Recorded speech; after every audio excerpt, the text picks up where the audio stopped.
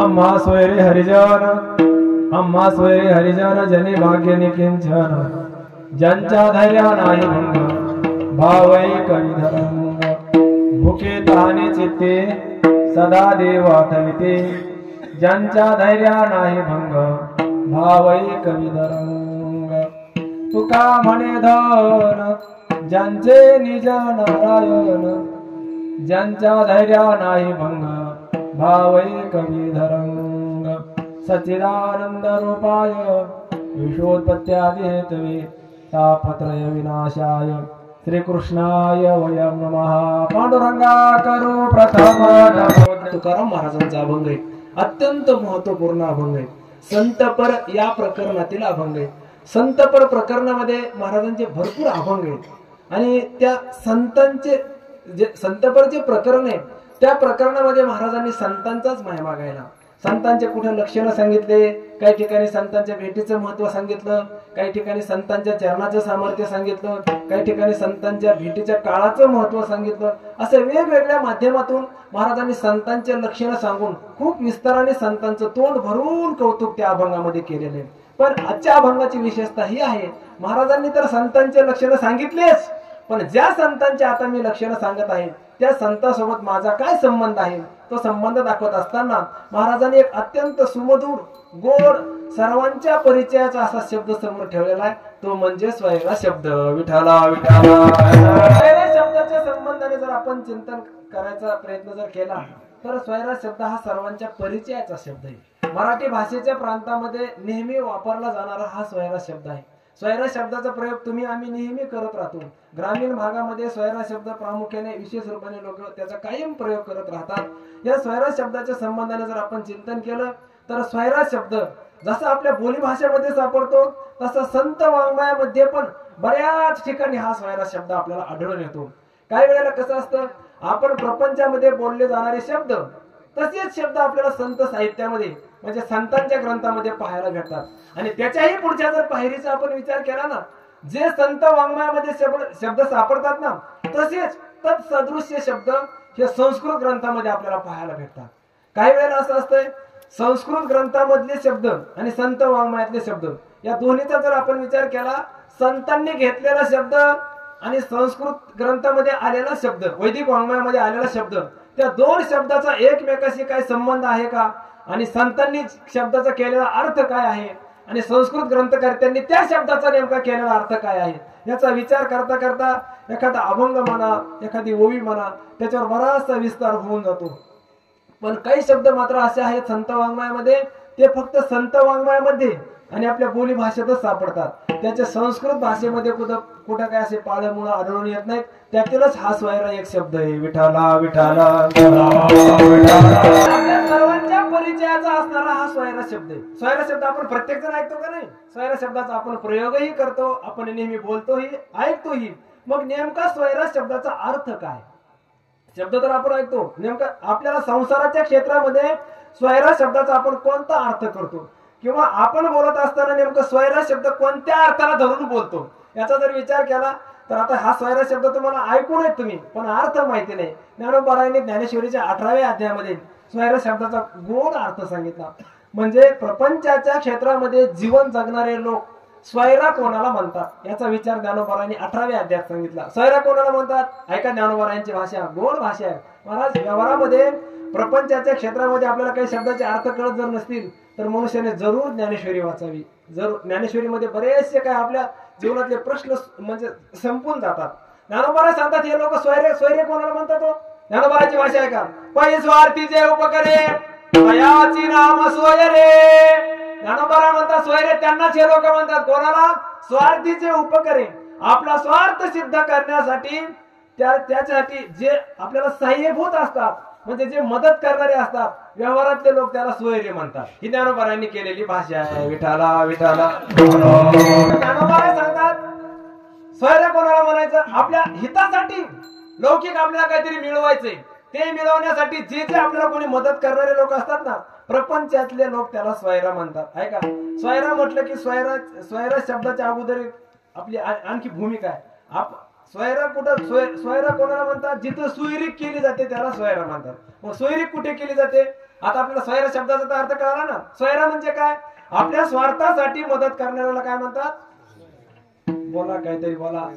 बोला माय बाप, गरीबाची दया येऊ द्या. किती वेळ झालं की बोलतोय तुमच्यासाठी, फार दूर तुम्ही बोलत नाही. म्हणजे त्याला काय म्हणतात? स्वैर. म्हणजे आपल्या हितासाठी सहाय्यभूत असणाऱ्याला काय म्हणतात? स्वैर म्हणतात. ही स्वैर शब्दाची व्याख्या. पण नेमकी स्वैरा आता झाला स्वैरा, मग जिथं सोयरीक केली जाते तिथं त्याला आपण स्वैरा म्हणतो ना. मग सोयरीक कुठे करतात हा प्रश्न आला की नाही?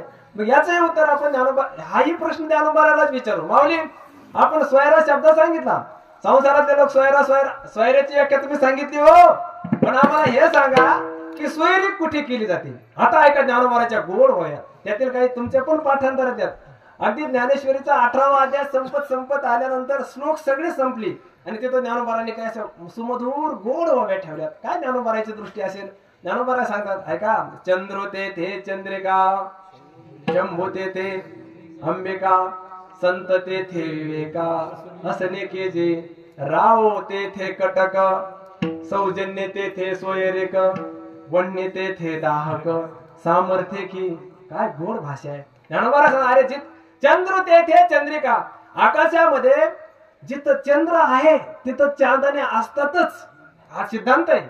आणि शंभू तेथे अंबिका, म्हणजे जिथं भगवान शिवशंकराचं शिवालय मंदिर आहे, तिथं भगवान शिवशंकराची पिंड लिंग दिसतंय, त्या ठिकाणी जरी आपल्याला भगवती पार्वती माता दिसत नसेल, पण ज्ञानोबारा सांगतात तिथं अर्धांगी भगवती अंबिका पार्वती माता असतेच. शंभू तेथे अंबिका.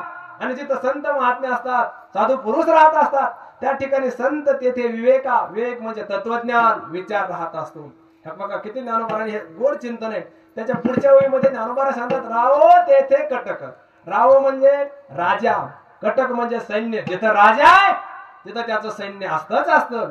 सौजन्य तेथे स्वैरिक, वन्य तेथे दाहक, सामर्थ्य की. जिथं आपण अग्नी प्रज्वलित केलाय, अग्नी आता प्रज्वलित झालाय, अशा ठिकाणी उष्णता राहत असते. आणि जिथं सौजन्य आहे, सौजन्य म्हणजे जिव्हाळा, प्रेम, आपुलकी जिथं आहे ना, तिथं ज्ञानोबारा सांगतात सौजन्य तेथे सोयरीक. जिथं सौजन्य म्हणजे आपुलकी, काहीतरी प्रेमाचं नाते, तिथंच माणसं सोयरीक करतात. विठाला व्यवहार सांगितला ज्ञानोबाराने. आपल्याला जे माणसं बसावा उठावा असं वाटतं, जे माणसं आपल्या जीवाचे वाटतात, तिथंच आपण सोयरीक करतो ना. बरोबर. हे तर व्यवहाराची भाषा नाही. जिथं आपल्याला आपल्या जीवाची माणसं वाटतात तिथं आपण सोयरीक करतो. ज्ञानोबाराची हीच भाषा आहे. आता तुकोबारा संतांना सोयरे म्हणतात, म्हणजे संतांसोबत सोयरीक आहे. महाराज, तुम्ही संतांसोबत सोयरीक करू लागले हो. तुम्ही संतांसोबत सोयरीक करायला लागले तर संतांसोबत अगोदर तुम्हाला प्रेमाचं नातं दाखवावं लागेल. कारण का? जिथं प्रेम आहे, जिथं जीव. इकडे बघा काय ते सिस्टम मला सांगायला चालले तुम्हाला. त्याला काय सांगते नो, आता कोणतंच बटन फिरवत येतो, काय कसं काय.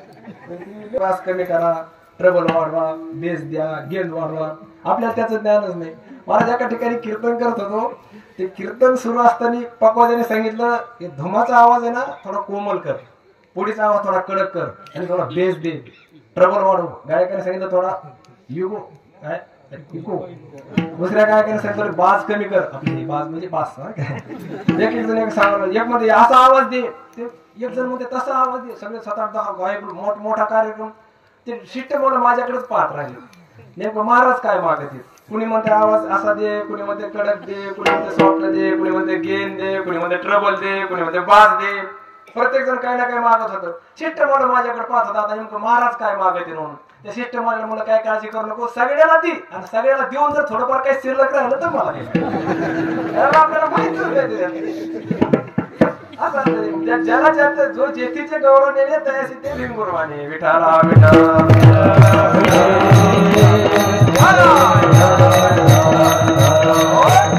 आपला प्रश्न तुकोबारा आहे. महाराज, तुम्ही संतांना सोयरे म्हणता का नाही? आहे का नाही? तुकोबारा संतांना सोयरे. महाराज, मग संतांसोबत तुम्हाला प्रेमाचं नातं दाखवावं लागेल, संतांसोबत जिव्हाळा दाखवावा लागेल, संतांसोबत आपुलकी जर असेल तर संताला सोयरे म्हणता येईल ना. तुकोबारा सांगतात ऐका, तुकोबारा संतांसोबत माझं किती प्रेम आहे. आता तुकोबाराचे शब्द ऐका. तुकोबारा म्हणतात माझं संतांसोबतचं प्रेम तुम्हाला ऐकायचंय का? माझं आणि संतांचं किती प्रेम आहे ऐका. तुकोबाराचे शब्द. महाराज सांगतात अरे एखादी माय असावी, त्याला 4-5 मुली असाव्यात, आणि त्या 4-5 मुलीपैकी एखादी लेक जशी तिची अत्यंत लाडकी असावी, तशी मी संतांची अत्यंत लाडकी लेक आहे. लाडकी लेक लाडकी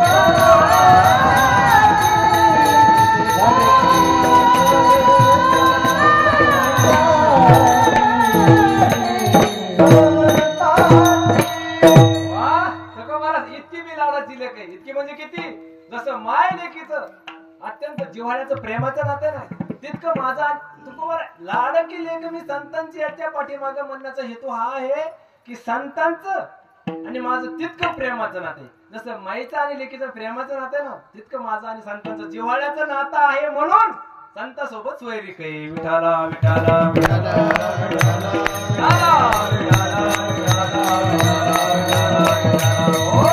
म्हणजे आपण सोयरी कुठे केली जाते हेही सांगितलं.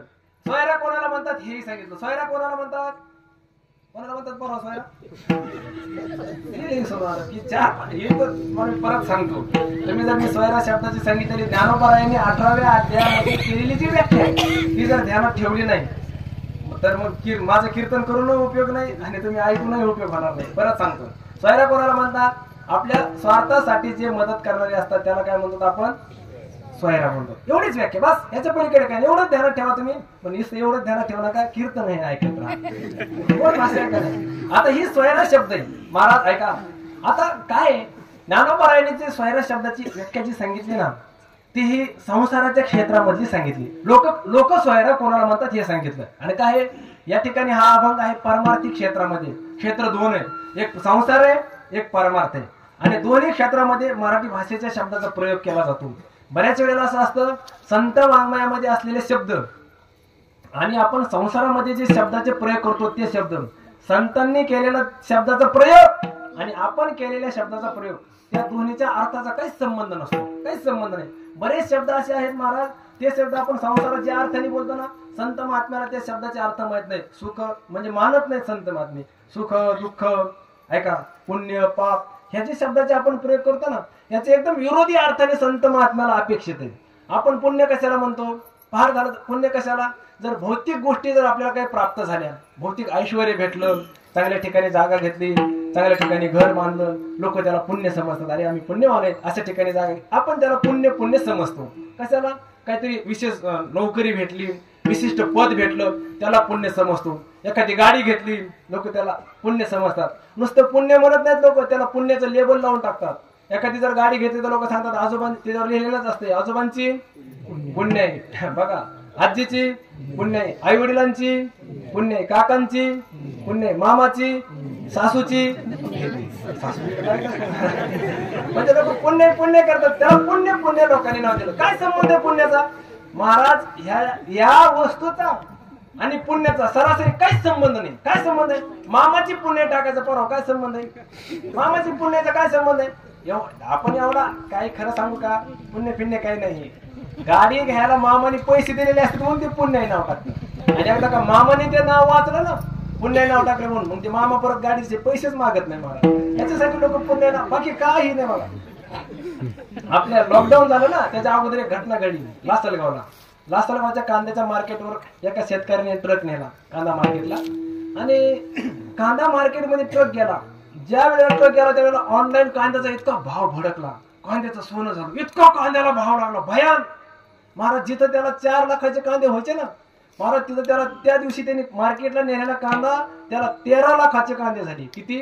13 लाख. इतका आनंद वाटला महाराज. त्याने लगेच तिथून गेला नाशिकला गेला एक नवीच 4 व्हीलर खरेदी केली आणि गावाकडे 4 व्हीलर घेऊन येत असताना पुढच्याकडलं नाव टाकून दिलं 4 व्हीलर काय कांद्याची पुण्य. आता सांगा काय महाराज तेव्हापासून बऱ्याच लोकांनी कांद्याच्या पुण्याची वाट पाहिली पण काय कुणाची उदय. आता कांद्याची पुढे पुण्य नाव टाकायचं असते का? लोक पुण्य लेबल लावतात पण त्याचा आणि पुण्याचा काही संबंध नाही. बघा विठाला विठाला. आता हे सांगा त्या भौतिक गोष्टी आपण कितीही मिळवल्या तर साधू संत याला पुण्य मानायला तयार आहेत का? काय ज्ञानोबाराच्या काही ओव्यात ज्ञानोबाराय ओव्या भगवंताच्या मुखामध्ये घालतात. आपण या पवित्र नद्यामध्ये आलो या नद्याने आपल्याला भगवंताची अत्यंत जवळीकता आली. आपण अत्यंत परमात्म्याच्या असे जवळ आलेलो आहेत. पण गडबड आपल्या जीवनात अशी झाली आपण या भौतिक गोष्टी संपादन केल्या आणि त्याला पुण्य म्हणत बसलो आणि या भौतिक गोष्टी संपादन करण्यामध्ये आपण परमात्म्यापासून दूर जात राहिलो. ज्ञानोबाराय सांगतात अरे ऐका भगवंताच्या मुखातले शब्द आहेत ओवी ज्ञानोबाराय यांची. भगवंत स्वतः सांगतो ज्ञानेश्वरीमध्ये मजाची माझी असता जेने मी दुरावे पंडू सुता ते पुण्य ऐसे म्हणतात जीवन तुटे काही. ज्ञानोबारांची भाषा. अरे तुम्ही या गोष्टीला जर पुण्य म्हणत असाल तर तुमची जीभ का तुटत नाही? कारण याने तुम्ही जर परमात्म्यापासून दूर जाणार असाल तर याला आम्ही पुण्य म्हणायला तयार नाही. म्हणजे आहे का, आपण ज्याला पुण्य म्हणतो त्याला ज्ञानोबा पुण्य म्हणायला तयार आहेत का? नाहीत म्हणायला तयार. मला संत म्हणजे या अर्थाचा संतांना आपल्या संसाराच्या क्षेत्रामध्ये शब्दाचा घेतलेला अर्थ संतांना अभिप्रेत नसतो. सरासरी त्याचा उलटही अर्थ असू शकतो. मग आता या ठिकाणी आपण स्वैरा शब्दाचा अर्थ घेतला, ज्ञानोबारांनी सांगितला. संसाराच्या क्षेत्रामध्ये स्वैरा कोणाला म्हणतात बरोबर? बरोबर, घाबरू नका तुम्ही, काय काय काळजी करायचं नाही. कीर्तन आपलंच आहे, कोणाला सांगत नाही काय नाही. मी तुमचं हुकलं चुकलं तरी फक्त तुम्ही उठू नका. प्रसन्न एवढं बघा सोड्या, एवढं म्हणता एवढं का, एवढा पापी माणूस नाही.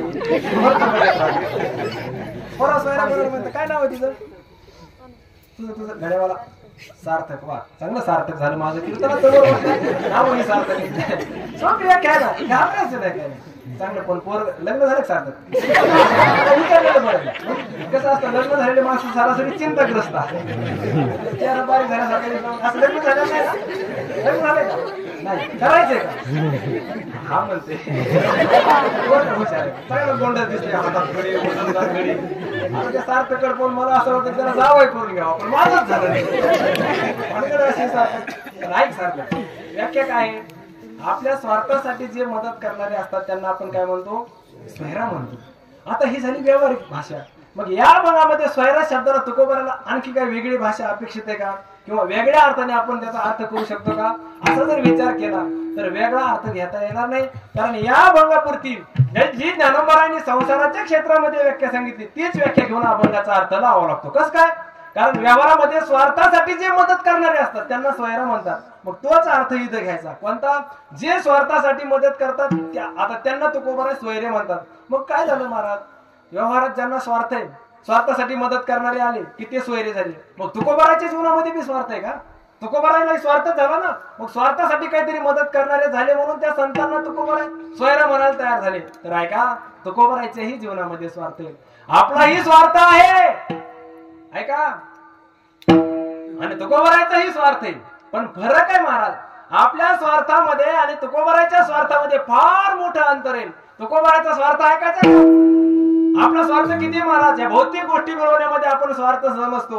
पण तुकोबारा सांगतात माझा स्वार्थ काम क्रोध लोभ स्वार्थ अवघा माझा पंढरीनाथ, अवघा माझा पंढरीनाथ, अवघा माझा पंढरीनाथ.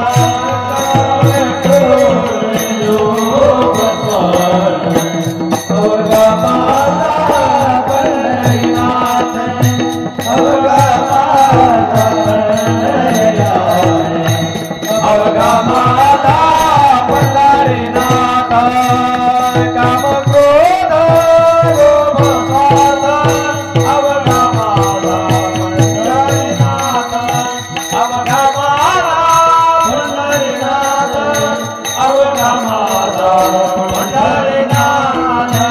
काम क्रोध लोभ स्वार्थ अवघा माझा पंढरीनाथ, अवघा माझा पंढरीनाथ, अवघा माझा पंढरीनाथ. काय तुकोबाराच्या गोड प्रमाणे महाराज सांगत ऐका, माझ्या स्वार्थाचा विषय, माझ्या क्रोधाचा विषय, माझ्या लोभाचा विषय आणि माझ्या स्वार्थाचा विषय जर काय असेल तर अवघा माझा पंढरीनाथ, भगवान परमात्मा प्राप्त होणं हाच माझ्या स्वार्थाचा विषय. म्हणजे तुकोबाराचा स्वार्थ काय झाला? सार्थक तुकोबाराचा स्वार्थ काय झाला? देवाची प्राप्ती करणं, भगवान परमात्मा प्राप्त होणं. याला तुकोबाराने जीवनातला स्वार्थ समजलाय. बस देवाची प्राप्ती होण्याला आम्ही स्वार्थ मानलेला, दुसरा आम्हाला स्वार्थ माहित नाही. आमच्या जीवनातला एकच स्वार्थ देव प्राप्त करून घेणे. आता देव हा झाला स्वार्थ महाराजांचा, आणि तो देव प्राप्त करण्यासाठी या जगात जे कोणी आम्हाला मदत करतील, आपला स्वार्थ सिद्ध करण्यासाठी जे कोणी मदत करतात आपण त्यांना काय म्हणतो? स्वैरा म्हणतो ना. मग देव प्राप्त करून देण्यासाठी आम्हाला जे कोणी मदत करणारे असतील ना त्यांना आम्ही स्वैरे म्हणायला तयार आहोत. विठाला विठाला. परत वेगळ्या अंगाने जर आपण चिंतन केलं ना, साधू संतांनी देवाला स्वैरा म्हणलं नाही, आणि त्या देव असणारा स्वैरा, त्या देवासोबत जे कोणी आमचं नातं जोडून देईल त्यालाही आम्ही स्वैरा म्हणतो. आणखी ऐका, परत सूक्ष्म चिंतन आहे. साधू संतांनी स्वतःचे नाते स्वैरत्वाचे संबंध देवासोबतही ठेवले, संत सोबतही ठेवले. संत महात्मे स्वार्थी नाहीत. संतांनी देवाला आपला सोयरा मानून थांबले नाही. संतांनी सांगत असताना सांगितलं, बाबा हो आम्ही देवाला सोयरा मानलेले, पण ऐका या संपूर्ण जगातील प्रत्येक जीवाचा सोयरा परमात्मा आहे. प्रत्येक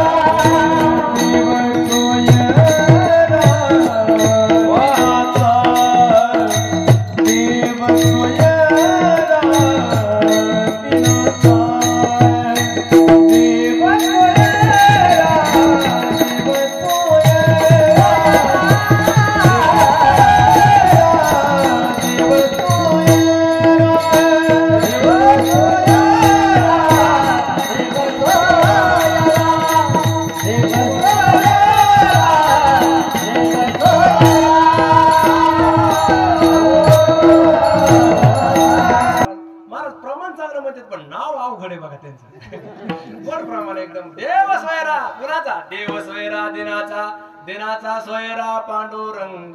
दिनाचा सोयरा पांडुरंग आहे कोण? तर पंढरी शेजारे आल्यानो संसारा दिनाचा सोयरा पांडुरंग. परमात्मा दिन जीवाचा सोयरा आहे महाराज. आपण प्रत्येक जण दिन आहोत. दिन कोणाला म्हणतात? जे इंद्रियाच्या अधीन झाले. दिन कोणाला म्हणतात? जे वासनेच्या अधीन आहेत. अंतःकरणामध्ये काहीतरी संकल्प विकल्प ज्यांच्या सुरू आहेत ना त्याला दिन म्हणतात. आणि असे जे जे कोणी दिन जीव आहेत ना त्या सगळ्या जीवाचा सोयरा हा परमात्मा आहे. म्हणजे परमात्मा आपला सोयरा झाला महाराज. ऐका, खरा जर आपला सोयरा कोण असेल तर भगवान परमात्मा आपला सोयरा आहे. मग तुम्ही म्हणता महाराज बाकी जे दिसतात ते काय सोयरे नाहीत का? खरं सांगू का? सांगू खरं, हे सोयरे म्हणायच्या योग्यतेचे नाही. त्यांना सोयरे म्हणण्याची योग्यता नाही त्यांच्या ठिकाणी. कस काय हो? काय आहे, भगवान परमात्म्याला आपण सोयरा म्हटलो आणि इतर आपले दिसणारे हे जे नाते गोत्यातले आहेत ना त्यांनाही जर आपण सोयरा म्हटलो तर फरक एवढा आहे महाराज. किती फरक आहे. खरे हे सोयरे ठरू शकत नाहीत. का ठरू शकत नाहीत? त्याचं कारण आहे, आपण ज्यांना सोयरे म्हणतात ना त्यांचं आणि आपलं नातं या जन्मापुरतं सोयरत्वाचा संबंध आहे. बस संपलं.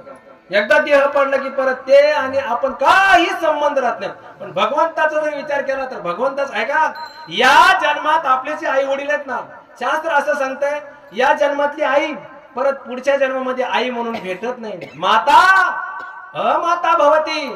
ऐका, पिता अपिता भवती.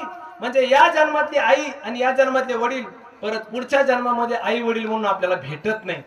ऐका, या जन्मातला भ्राता म्हणजे बंधू परत पुढच्या जन्मातला बंधू आपल्याला म्हणून भेटत नाही. या जन्मातले असणारे पती पत्नी परत ते पुढच्या जन्मामध्ये पती पत्नी म्हणून त्यांची भेट होत नाही. तुम्ही जरी लग्न पत्रिका टाकत असली गाठ बांधली 7 जन्माची सगळं खोट आहे. ती सगळं खोट आहे. माझ्या विश्वास शास्त्र सांगतो ना सगळं खोट आहे. काही संबंध नाही.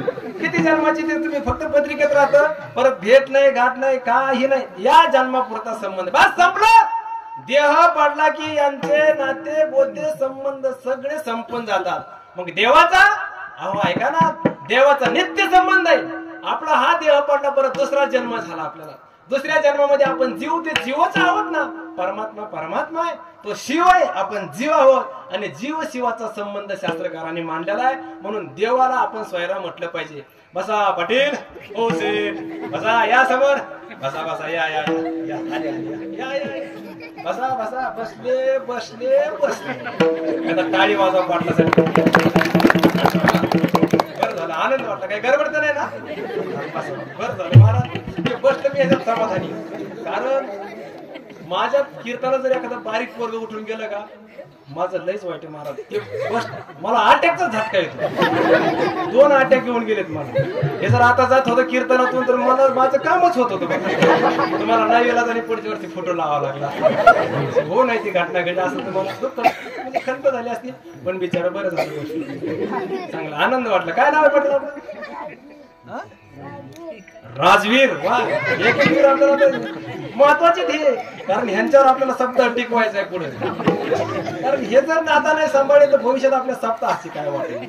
तर ना भाग्यवंत नटे हरी कीर्तनाथ महाराज यांच्यावर फार, म्हणून छोट्या छोट्या मुलाला स्थान दिलं पाहिजे, त्यांचा सन्मान केला पाहिजे, त्यांना टाळ घेऊन उभा केलं पाहिजे, त्यांना कसे उभा राहणार. आता एक किडले वर्ग उभा राहिले छोटे, बघा किती गोड उभा राहिले का नाही, त्याचा सन्मान कोणी लक्ष देते त्याच्या अंतःकरणात विचार किती पवित्र आहे. आता हे तरुण हे छोटे छोटे मुलं आले, 3 आणि 3 6 आणि 3 9 1 10, इथं 10 जण आहेत महाराज. आता ही तरुण गँग वेगळीच आहे, ही म्हणजे ही मध्यमूर्ती मधल्या फळीत. हे म्हणजे जास्त वय बी झालं नाही यांचं, लग्न कोणाचे झाले तर काय हे काय मला माहिती नाही. रमेश्वर महाराज महाराज विचारायला लागला, पण गोष्ट एवढी खरी की यांच्यापेक्षा मागची बॅच ही, कारण हे आपल्याला चालवायचंय ना. म्हणून छोट्या मुलाला सन्मान द्या बघा, कारण त्यांना आपण जर सन्मान दिला नाही तर आपल्या संप्रदायाचं भविष्य धोक्यात येईल, आपला धर्म धोक्यात येईल. म्हणून ह्याला दिलं पाहिजे. मला आमचे छोटे छोटे वागदार तरुण मुलं आहेत, एकदम छोटे मुलं आहेत का नाही. त्यातला बी एक पाटील आहे आमच्याकडे, एक पाटील आहे महाराज, दिसतंय ना इकडच्या इकडे जगता महाराज, ते बी पाटीलच आहे. पाटलं जमा करा, त्याला पाटील म्हणायचं. पाटील म्हणे तर टाळ घेऊन उभा राहते उभा राहिले. पाटील किती भारी दिसतंय महाराज, धीर गंभीर चेहरा, हास्य नाही चेहऱ्यावर, काय नाही काय नाही. उभा राहण्यात ताट मारा, टोपी थोडी खाली डोळ्यावर आलेली, टोपीला सुद्धा कधी हात लावणार नाही.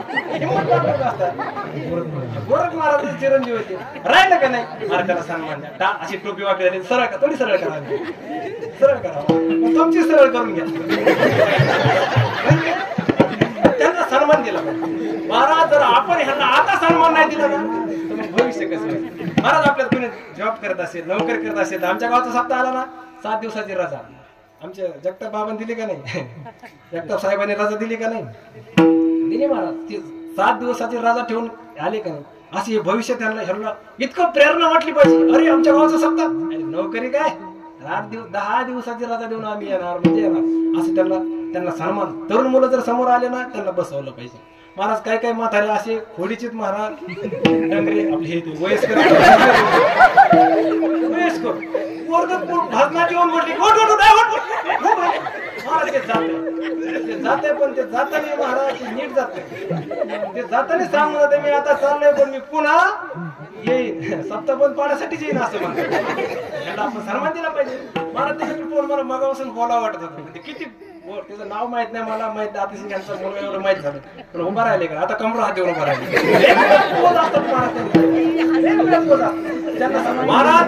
माझं तसं म्हणे पोराने कीर्तनात टाळ घेतले ना काहीच नियम लावायचा नाही. काही काही माणसाचे नियम ठरलेले, त्याने हेच घातले पाहिजे, टोपीच घातली पाहिजे, पांढरीच कपडे, तसे काही नियम लावायचे नाही. तरुण बिचारा आले ना, आता आज असं उभा राहिले, पुढच्या वर्षी पांढऱ्या कपड्यावर उभा राहील, पण त्यात बदल होणारच आहे. तो स्वतः बदल करून घेणार आहे, आपल्याला सांगायची गरज नाही. काय काय लय नियमाकडे काळीच पॅन्ट नसली पाहिजे, असंच असलं पाहिजे, पोराच उभा राहते टोपीच टी शर्ट, असा काही नियम लावायचा नाही. कसं असं महाराज, तरुण पोरं कीर्तनात उभा राहिले ना, फक्त ते उभं राहिलं पाहिजे, त्याच्या गळ्यात टाका ती बरोबर वाजवते बघा. नियम लावायचा नाही, कोणताच नियम नाही, माझा कोणताच नियम नाही बघा. आपण तरुण मुलासाठी कोणताच नियम काढा नाही, पण एक नियम मात्र माझा लय कडक आहे फार, त्यात मात्र कोणाला सुट्टी नाही. किती तुमच्या जवळचं पोरग असू द्या, किती प्रेमाचं असू द्या, मात्र त्यात मी सुट्टी कोणाला देत नाही. कोणता नियम, बिगर कपड्याचं मी कोणाला उभा राहू देत नाही, त्या नियमात मात्र कोणाला सुट्टी नाही. तुम्ही किती समजून घाला माझी, काही करा, लग्नाला पाकिट वाढून द्या, अजिबात ह्या नियमात मात्र बदल होत नाही. त्यांना स्थान द्या, त्यांना समोर बसवा, त्यांचा सन्मान करा. मला ते आपलं भविष्य विठाला विठाला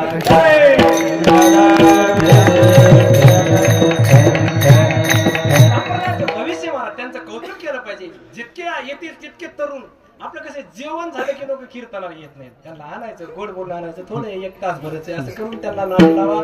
कारण भविष्य महाराज फार महत्वाच्या गोष्टी त्या सांभाळलं पाहिजे आपण. आता ह्या राजवीरसाठी बोललो, पण नेमकं कीर्तनात काय सांगत होतं ते विसरून गेलो बघा. सार्थक तुम्हाला कोणाचे जर आठवणीत असेल तर काय सांगत होतो मी, कीर्तन कोणतरी जागा आहे आणखी, काय सांगत होतो मी, इकडचे कीर्तन म्हणते हो, तुम्ही बरोबर सांगता. हा भगवंताचा नाही आपला नित्य संबंध आहे का नाही, म्हणजे परमात्मा आपला सोयरा का, तर नित्य संबंधत्वात भगवंताचा नित्य संबंध आहे. अरे या त्या अपुरताने कायमचा संबंध आहे म्हणून खरा सोयरा पर. आणि बाकीच्याला जे आपण सोयरा काय आहे, आपण सोयरा म्हणतो कोणाला, काहीतरी आपल्या देहाचे नाते ठेवून सोयरा म्हणतो ना. नाते, सोयरा शब्दाचा अर्थ आहे देहाचा संबंध ठेवून केलेली क्रिया, त्याला आपण सोयरा शब्दाची व्याख्या केली. आता तुम्हाला विचारतो परवा सार्थक राजवीर जागेत ना सगळे ऐका आपले नाते कसे असतात. एखादा तरुण मुलगा आहे त्याचं लग्न वगैरे झालं. लग्न झाल्यानंतर त्याला 1-2 मुलं बाळ झालेले आहेत. मग ते छोट्या छोट्या मुलाला विचारलं हा तुमचा कोण आहे तर ते मुलं काय सांगतात त्याचेच मुलं आहेत ते. त्या मुलाला विचारलं तुमचा कोण आहे तर मुलं काय म्हणतात तो आमचा कोण आहे पप्पा. बरोबर आहे ना पप्पा म्हणतात. म्हणजे त्या मुलांनी नातं काय लावलं त्याच्यासोबत वडिलाचा संबंध लावला का नाही म्हणजे देहाचा संबंध आला. मुलं सांगतात तो आमचा पप्पा आहे. बर बर त्या तरुणाच्या भावाला विचारलं तुमचा कोण आहे तर भाऊ काय सांगतो माझा कोण आहे तो भाऊ आहे म्हणतो. बहिणीला विचारलं तर बहीण म्हणते माझा भाऊ आहे तो. बरं का आईला विचारलं तर आई सांगते माझा मुलगा आहे. म्हणजे प्रत्येक जण त्याला पाणी नाही बरं चांगलं पाणी पुरवठा मंत्री आता एक अशी पदं वाटून घ्यायची आपण. गुळ पुरवठा गुळ नाही केला आहे ना म्हणजे परत ऐका इकडे लक्ष द्या बरोबर. आता काय पाणी पिताना एकदा बघा फक्त माझ्याकडे का नाही. म्हणजे एका व्यक्तीचा भाऊ जर त्याला विचारलं भावाला विचारलं तर तो सांगतो माझा भाऊ आहे. बहिणीला विचारलं तर बहीण काय सांगते माझा कोण लागतो भाऊ लागतो. आईला विचारलं तर आई म्हणते माझा कोण आहे मुलगा आहे. वडिलांना विचारलं वडील सांगतात माझा मुलगा आहे. म्हणजे सांग आजोबाला विचारलं तर आजोबा म्हणतात माझा नातू आहे. म्हणजे देहाच्याच नात्यात करून चूल त्याला विचारलं तर चुलते सांगतात माझा कोण आहे पुतण्या आहे. मामाला विचारलं तर मामा म्हणतात माझा भासा आहे. सासऱ्याला विचारलं तर सासरा म्हणतो माझा जावई. सासूला विचारलं तर सासू म्हणते माझा जावई. बायकोला विचारलं तर बायको म्हणते माझा बैल आहे.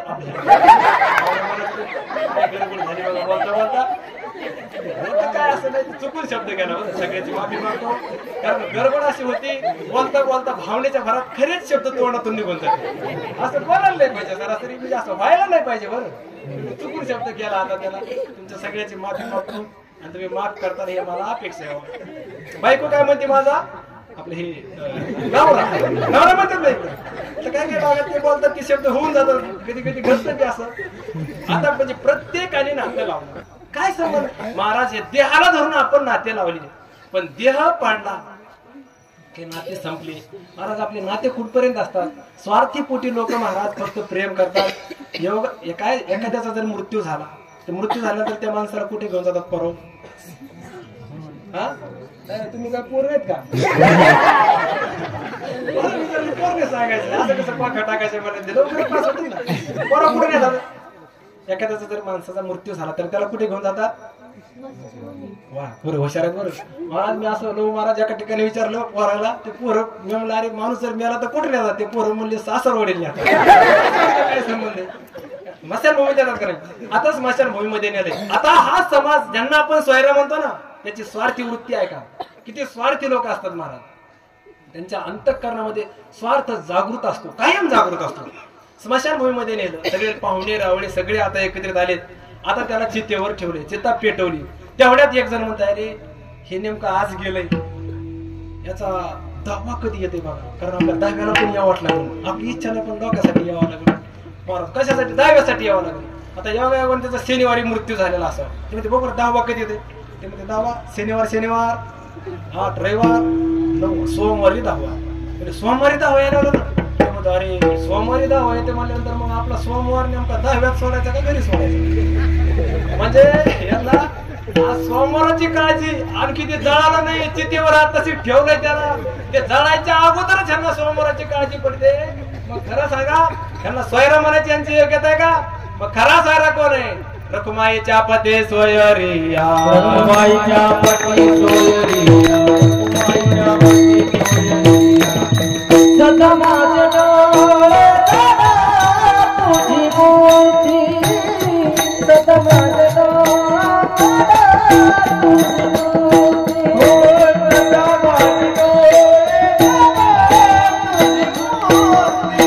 सदा माझे डोळे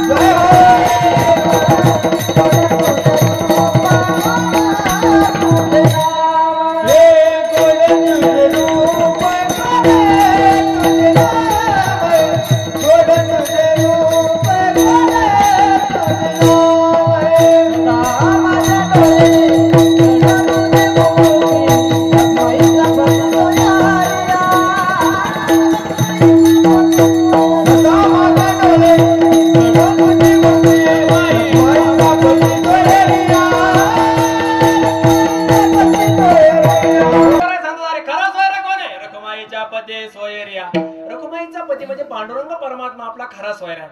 संतांनी देवाला सोयरा म्हटलं, संत संतांना सोयरा म्हणतात. महाराज संतांनी जी सोयरा इकडे बघा, इकडेच बघा, संतांनी जी सोयराची व्याख्या ठेवली ना ती फार व्यापक आहे, फार व्यापक आहे महाराज. संतांनी सोयरा शब्दाचा केलेला प्रयोग आणि आपण बोलले जाणारा सोयरा शब्द याच्यातलं अंतर बघायचं का तुम्हाला? थोडं बोलू का महाराज? काय आहे संतांची व्यापकता बघा. आपण सोयरा म्हणतो, कोणाला म्हणतो सोयरा? आपण सोयरा त्यांना म्हणतो आपल्या नात्यातला असला पाहिजे. बरं, दुसरी गोष्ट, आपण सोयरा त्याला म्हणतो आपल्या जातीतला असला पाहिजे. जातीतला असेल तर माणसं सोयरा म्हणायला तयार होतील. दुसऱ्या जातीतल्या माणसं सरासरी कोणी सोयरा म्हणत नाही बरं का. आपल्या जातीतला पाहिजे त्याला माणसं सोयरत्वाचा शब्द ठेवून त्याच्यासोबत प्रयोग करत राहतात, बोलत राहतात, ऐका. पण संतांचं तसं नाही. संतांनी तुकोबाराय सारखे संत महात्मे ज्यावेळेला संतांना सोयरा म्हणतात ना त्यावेळेला त्यांनी जातीचं बंधन ठेवलं नाही, जातीची कक्षा ठेवली नाही, जातीची मर्यादा सीमा ठेवली नाही, त्याच्या पलीकडे जाऊन बोलतात. तुकोबाराय ज्या संतांना सोयरा म्हणतात ते संत वेगवेगळ्या जातीतले आहेत. किती जाती आहेत संतांच्या महाराज? त्यांनी महाराजांनी जातीचं बंधन ठेवून सोयरा म्हटलं नाही. आमचे सोयरे आहे का?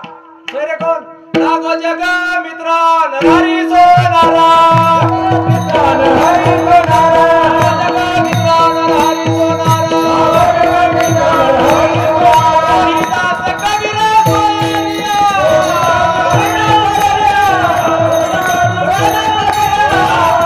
ऐका तुकोबाराय म्हणतो आमचे सोयरे आहे का? सोयरे आहे का? कोण कोण आहेत? प्रत्येक जातीतले संत आहेत महाराज. आता सावता महाराजांची जात सांगा. सावता महाराजांच्या कोणत्या कुळामध्ये जन्म आहे? सावता महाराज स्वतः सांगतात आमची माळी याची जात, म्हणजे सावतोबाराय महाराज संत श्रेष्ठ सावता महाराज माळी कुळामध्ये ज्यांचा जन्म झाला तुकोबाराय त्यांना सोयरे म्हणतात. ऐका, रोहिदास महाराज चर्मकाराच्या कुळामध्ये रोहिदास महाराजांचा जन्म आहे, तुकोबाराय त्यांना सोयरे म्हणतात. संत नरहरी महाराजांची जात कोणती हो? हा, सुवर्णकाराच्या कुळामध्ये जन्म झाला का नाही? तुकोबाराय त्यांना सोयरे म्हणतात. ऐका, सेना महाराजांचा जन्म नाभिक समाजामध्ये, तुकोबाराय त्यांना सोयरे म्हणतात. महाराज तुकोबाराय हे ज्या ज्या संतांना सोयरे म्हणतात ते संत वेगवेगळ्या जातीतले ना, त्यांची जात वेगळी. आपण आपल्या जातीत त्याला सोयरा म्हणतो. संतांनी जातीचं बंधन ठेवलं नाही, वेगळ्या जातीतले म्हणजे वेगवेगळ्या जातीतले जन्माला आलेले संत ते आमचे सोयरे आहेत. सोखा मेळा संत जीवाचे सोयरे. तुकोबारायला महाराज तुकोबाराय म्हणतात तुकोबाराय अरे आमचे अत्यंत जीवलग जवळचे सोयरे तुकोबाराय. काय तुको संत महात्म्याची काय व्यापकता असेल महाराज. आता तुम्ही सांगा, सेना महाराज असतील, सावता महाराज असतील, नरहरी महाराज असतील, रोहिदास महाराज असतील, तुकोबाराय असतील, हे जे संत आहेत ना, हे संत ज्यांच्या जाती जरी वेगळ्या दिसत असल्या तरी पण हे हिंदू धर्मांतर्गत आहेत. हिंदू धर्माच्या पोट जातीत ह्या, हे सगळे हिंदू धर्माच्या अंतर्गत येतात. आता तुम्हाला विचारतो, संत कबीर महाराजांची जात कोणती हो? बोला बोला माय बाप, एवढा नका माझ्यावर अन्याय करू. जात नाही, धर्मच वेगळा आहे. कबीर महाराजांचा धर्म वेगळा आहे. महाराज या समाजामध्ये असे काही लोक येतात ते जातीचे बंधन करतात. ते म्हणतात मला जात कोणी काढली, जात फित काही नाही, जात आम्ही मानत नाही, आम्ही कोणत्याही जातीमध्ये सोयर पण करायला तयार. काही लोक सोयरे कुठं करायला बघत येतात आता सध्या, म्हणजे कोणत्या जातीत चालते म्हणजे आम्हाला काही नाही का, पोरीच भेटत नाही. महाराज कसं कसं काय म्हणजे दुसऱ्या जातीसोबत तुम्ही सोयरा म्हणू शकता, जातीचं बंधन तोडणं. महाराज तो दुसऱ्या धर्माचं तुम्ही आहे का? तुकोबारायचं पुढचा पाऊल आहे का नाही? महाराज तुम्ही जातीवर जातीचं बंधन तोडून तुम्ही सर्व जाती समभाव म्हणू शकता, पण परधर्मात त्याला सोयरा म्हणू शकता का? म्हणू शकत नाही. म्हणून तुकोबारायची उडी कोणाची जाऊ शकत नाही. तुकोबाराय सांगतात आमचे सोयरे परधर्मात असणारे रोहिदास कबीरा सोयरिया. कबीर महाराज आमचे सोयरे आहेत परधर्मात. पण याच्याही पुढचा एक विज्ञानवादी वर्ग आहे आपल्यामध्ये जीवन जगणारा, तो फक्त एवढं दोनच जाती म्हणतो. कोणत्या? स्त्री आणि पुरुष. बस, जात नाही, धर्म नाही, काही नाही, सर्व धर्म समभाव, सर्व धर्म समभाव, सर्व जाती समभावने काढल्या कोणी? त्या लोकांनी. आणि व्याख्यान इतकं चांगलं करतात महाराज. जर बोलायला लागले ना ते म्हणतात अरे जात कोणती, कायची जात काढली हो तुम्ही? जात पीत काही नाही, सगळ्या जातीचे लोक समान असतात. आणि असं जे चांगलं व्याख्यान करले आहेत ना ते जातीकडे पाहूनच आरक्षण देतात. बघा गडबड अशी होती की आरक्षण देतात जातीवर आणि भाषणात काय असते? सर्व जाती समभाव. मग तुमच्या भाषणामध्ये आणि वागण्यामध्ये फार मोठं अंतर आहे ना. संतांचं तसं नाही. मला तुम्ही आरक्षणाची विचार जर केला ना, आरक्षण नावाचं भारत रूपी एका वट वृक्षाच्या बुडाला लागलेलं आरक्षण रूपी फार भयान भिरूड आहे. ते वेळूतच बाजूला काढलं पाहिजे, म्हणजे आरक्षणच नसलं पाहिजे ह्या मताचा आहे मी. कोणालाच आरक्षण नाही असं मला पटणार नाही. पण असं आहे माझं एकट्या गरीबाचं कोण ऐकणारे मीडियावाले का आपले उचलायचे मीडियावाले माझ्या समोर यायचे तुम्ही असं काय विधान केलं असं कोणी आपल्याकडे येत नसतं. पण हे बिरूड जर लवकर बाजूला नाही केलं ना तर हा विशाल मोठा वृक्ष जो फुललेला आहे ना तो कोलमडून पडण्याची शक्यता आहे. बुद्धीवर आरक्षण नसावून बुद्धीच्या कक्षेवर यांच्या छोट्या छोट्या मुलाचा काय अपराध आहे महाराज. यांना तुम्ही आरक्षणावर खेळविता ह्या छोट्या मुलाला ह्यांच्या हिमतीला ह्यांच्या कष्टाला काही चीज आहे का नाही. रात्रीचा दिवस दिवसाची रात्र केली असते महाराजांनी. मग त्यांना त्यांच्या बुद्धीवर जर घात होत असेल तर देशाची सुधारणा कशी व्हायची. महाराज या आरक्षणाचा मी खूप अभ्यास केला. काही गोष्टी खरंच बोलण्यासारख्यात बरं महाराज. ह्या मुलावर प्रसंग असे झाले मागचे इतिहास बघा. आता काही काही विद्यार्थी महाराज भरपूर अभ्यास करतील काही काही अभ्यास करतील काही अभ्यास करतील महाराज इतका अभ्यास करतात रात्रीचा दिवस दिवस करून त्यांनी मार्क किती पाडे महाराज किती पाडे 95%. आणि काही काही ना महाराज अभ्यास नाही करता मार्क पडे 62-55% किती मार्क महाराज. आणि ज्याला 55% ते SP PSI झाली आणि ज्याला 92-95% नाही त्याला नोकरीच लागली नाही. आता या दोन्हीतला फरक आहे का. आपला भारत देश कधी सुधारणार. ज्याला 92% मार्क पडेल त्याला नोकरी नाही. ज्याला 52% मार्क आहेत त्याला PSI SP झालेला आहे मोठा अधिकारी झालेला आहे. आता ज्याला नोकरी 95% तिने रात्रीचा दिवस दिवसाची रात्र करून मार्क घेतले त्याला जर नोकरी भेटली नाही तर तो विचार करतो आता बिगर भांडवली धंदा कोणता. मग ते लागतं चोरी करायला आणि ह्या SP जातं चोरी पकडायला. आता तुम्ही सांगा जे 95 मार्कावर चोरी करते आणि त्याच पाहून पेपर लिहिलेलं ज्याने 52-55 बरंच पाडले त्याचं पाहून लिहिलेलं मग ते त्याला पकडायला नाही पाहिजे. चोर सापडेल का काय आरक्षण कामाचं कधी देश सुधारायचा तुमचा आपला भारत देश म्हणजे नोकर जो शोधिणारा SP PSI ते कमी मार्काचे चोरी करणारा जर जास्त मार्काचा असेल तर चोर सापडायचा कधी महाराज. मग इथं घोळ आहे सगळा विटाला विटाला. तुम्हाला संतांचे विचार सांगतो. संतांच्या शब्दामध्ये व्यापकता आहे आणि वागण्यामध्ये व्यापकता आहे. तुकोबारा सांगता अरे आम्ही कबीर महाराजांना सोयरा म्हणतो. तुम्ही बोलता पण म्हणू शकत नाही. यदा कदाचित कोणी म्हणेल परधर्मातही आमचे सोयरे आहेत हो काय तुम्ही संतांना घेऊन बसले बोलू का अण्णा बोलू का काय महाराज. संत इतकी उडी कोणाचीच जाऊ शकत नाही. उगा तुम्ही संतांचा विचार करत बसू नका. संतांची व्यापकता आहे का. तुम्ही सोयरा म्हणताल कोणाला परजाती त्याला सोयरा म्हणताल. सोयरा म्हणताल कोणाला परधर्मातल्या व्यक्तीला सोयरा म्हणतात. त्याला सोयरे म्हणतात. तुमच्या तेवढी हिंमतही असू शकते पण आमच्या तुकोबाराची हिंमत आहे का. तुकोबारा म्हणतो आमचे सोयरे आहे का. आम्ही नुसते माणसाला सोयरे म्हणतो असं नाही. वृक्षवल्ली आम्हा सोयरे वनाच्या रे वृक्षवल्ली आम्हा सोयरे वनाच्या रे वृक्षवल्ली आम्हा सोयरे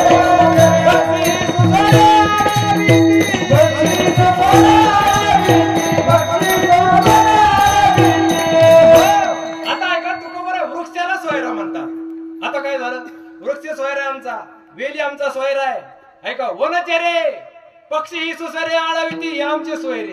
आता काय महाराज मी कीर्तन करतो तुम्ही ऐकता आणि म्हणणारे चांगले म्हणतात एवढं याचा अर्थ नाही. बरोबर तुम्ही असं म्हणतात महाराज तुम्ही सांगता म्हणून आम्ही काही ऐकायचे का. वृक्ष कुठं सोयरा असतो का होय. रणवीर तुम्ही झाडाला सोयरा म्हणता का बोला. सार्थक झाडाला सोयरा म्हणता का. जावई आपले हे येते सार्थक झाडाला सोयरा म्हणता का. वेलीला झाडावर जे पक्षी वगैरे असतात त्यांना आपण सोयरा म्हणतो का. पण वनचरे प्राण्याला कधी सोयरा म्हटलं तुम्ही पाहिलं का. एखाद्या जावायला कुणी म्हणजे ऐका गाढवाला जावई म्हणलेलं कधी ऐकलं का. गाढवाला जावई म्हणताना कुणी पाहिलं तुम्ही. गाढवाला नाही. आता जावाय गाढवा असून तो प्रश्न नाही राहिला त्याला आपण काय करू शकत नाही. त्याला नाही विलाज आहे आपला म्हणजे आपण काय करणार त्याला. पण असं म्हणजे ह्या प्राण्यासोबत कुणी नातं जोडताना दिसतं का हो दिसतं का नाही दिसत. पण तुकोबारा म्हणतात काय चाललंय महाराज हे तुम्ही सांगताना आम्ही ऐकता असं कसं काय चालणार आहे. झाड वेली प्राणी पक्षी हे कुठे सोयरे असतात का हे तुम्हाला पटलं तर हा म्हणा उगाच थांबून नका. पटण्यासारखी गोष्ट आहे काही बोला पटण्यासारखी का पटत नाही. आता सांग आता आहे का तुकोबारा झाडाला सोयरा म्हणतात तुकोबारा वेलीला सोयरा म्हणतात. वनचरे प्राणी पक्षी यांना महाराज सोयरे काय संबंध काय यांना सोयरा म्हणायचं काय कारण काय. तर आता आहे का मी तुम्हाला पहिल्यांदा व्याख्या सांगितली होती कशाची सोयरा शब्दाची. सोयरा कोणाला म्हणतात आपल्या स्वार्थासाठी जे मदत करणारे असतात त्यांना काय म्हणतात सोयरा. फक्त रिकामी जागा शिल्लक ठेवली तुम्ही तिला सोयरा रेस मारून त्यांना काय म्हणतात सोयरा म्हणतात. ऐका आता तुकोबाराचा स्वार्थ काय देवाची प्राप्ती होणं. मग तो स्वार्थ सिद्ध करण्यासाठी तुकोबारासारखे संत महात्मे कधी भामचंद्र डोंगरावर कधी घोराड्या डोंगरावर, कधी भांडारा डोंगरावर महाराज भजन करण्यासाठी जातात.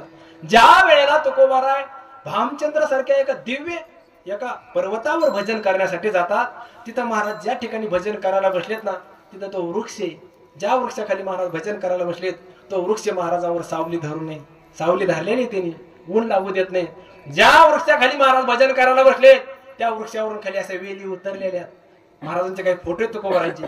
त्या वेलीने महाराजांच्या थंडीपासून, उन्हापासून, वाऱ्यापासून संरक्षण केलेले महाराज तिथं भजन करत बसलेत. आता आहे का, त्या वृक्षावर असणारे जे पक्षी आहेत ना, ते पक्षी किलबिल किलबिल महाराजांच्या भजनामध्ये विक्षेप न करता महाराज ज्या स्वरामध्ये भजन म्हणतात त्या स्वरामध्ये स्वर लावून महाराजासोबत तेही भजन म्हणतात. ऐका, आणि त्या वनामध्ये, त्या भामचंद्र डोंगरावर असणारे जे हिंस्र पशु आहेत, व्याघ्राधिक जे हिंस्र प्राणी आहेत ना, ते प्राणी कसल्याही प्रकारचा विक्षेप न करता जिथं महाराज भजन करतात तिथं कसल्याही प्रकारचा विक्षेप होऊ नये म्हणून महाराजांच्या समोर बसून शांत चित्ताने भजन ऐकतात. आता ऐका, महाराजांचा स्वार्थ आहे काय, भगवंताची प्राप्ती होणं.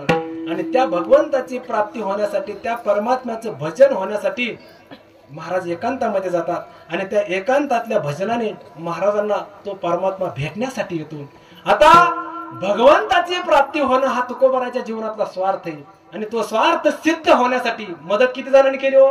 वृक्षाने सावली धरली, मदत केली का नाही?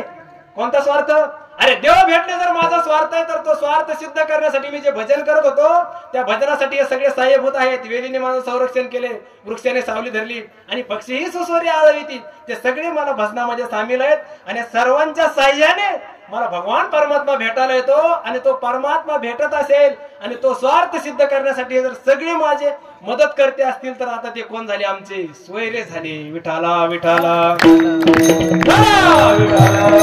सोयरे झाले. म्हणजे संतांची स्वैरत्वाची व्याख्या फार व्यापक आहे. महाराज संतांनी स्वैर म्हणलं कोणाला? सद्गुरूलाही संत महात्मे स्वैर म्हणतात. सद्गुरु सारिका सोयरा सज्जन, दाविले निधान वैकुंठीचे, दाविले निधान वैकुंठीचे, सद्गुरु माझी अनाथ माऊली. हो ऐका, हे ज्ञानोबारायचा अभंग आहे. ज्ञानोबाराय माझा स्वैर कोण आहे? सद्गुरु. ज्ञानोबारायने निवृत्तीनाथ महाराजांना भाऊ नाही बरं, ज्ञानोबाराय निवृत्तीनाथ महाराजांना स्वैर म्हणतात. ज्ञानोबाराय निवृत्तीनाथ दादांना गुरु मानतात. ऐका, ज्ञानोबाराय वैकुंठवासी प्रातस्मरणीय विठ्ठल बाबा घुले ज्ञानेश्वरी सांगत असताना ज्ञानोबारायच्या काही ओव्याची विशेषता सांगायची. भोलेबाबांच्या मुखातल्या काही ओव्या ऐकाव्यात. भोलेबाबा सांगायचे, ज्ञानोबारांनी काय आश्चर्य व्यक्त केलं ज्ञानेश्वरीमध्ये. भौतिकताही त्याच्यात आहे आणि आध्यात्मिकताही आहे.